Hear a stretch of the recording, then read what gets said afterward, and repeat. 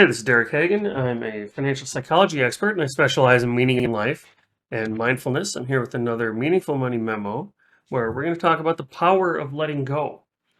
And by letting go, I mean we have information coming to us all day long. Sometimes this information is hidden, which we'll talk about in a second. But once we can learn to recognize this information, we can ask ourselves, is this information useful? Are we getting useful information here? Sometimes we are. And if we get useful information, then we can use that information. And once we've used that information, we can let it go. But sometimes the information is not useful. And when the information is not useful, then we get to let it go. And when we let it go, it releases its hold on us. Because the alternative to letting it go is to ruminate. And with rumination, you just spin around and around and around. So letting go of thoughts, feelings, emotions, behaviors, when they're no longer useful, is very powerful. Because what usually happens when we get into this rumination cycle is that we get into thought-emotion loops. So something will trigger us, and then we have some thought about it. Some thought that we don't like this, or we don't want this, or we wish it was different. And then that triggers some emotion. And that emotion triggers some kind of thought, which triggers an emotion, and so on. And so one way we get into this is with behaviors. So you may have thought somebody, your spouse, your partner, your kid, your parent, sibling, is a bad person. You're being bad. You're a bad person. That labels a person as a bad person. And that's quite different from saying that somebody's a good person and has done something bad.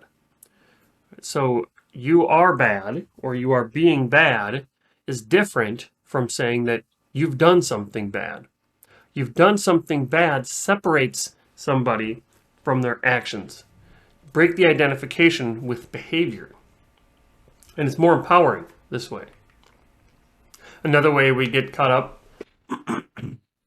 is to identify with our emotions. So we are not made up of our emotions. Instead, we have emotions. Emotions come and go.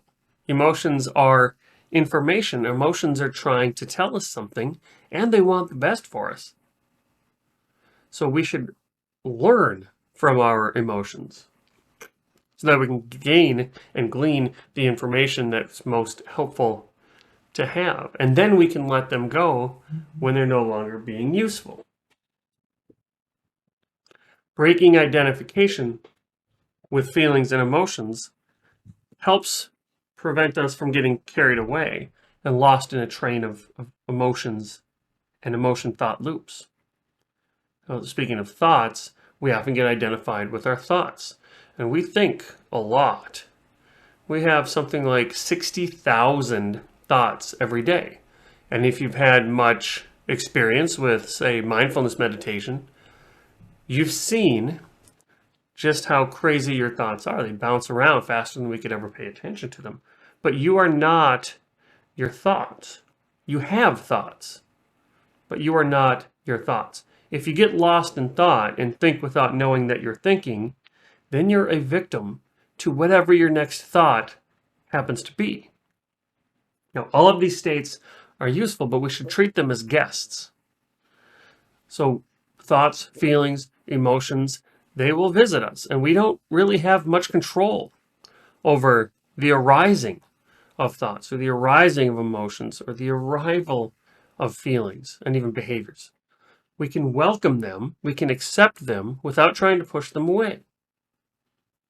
But then the flip side, of course, is that we can watch them leave because they will leave just as quickly as they came. So if we can learn to recognize thoughts for what they are, feelings for what they are, emotions for what they are, then we can thank them for what they did for us. You get one life. Live intentionally.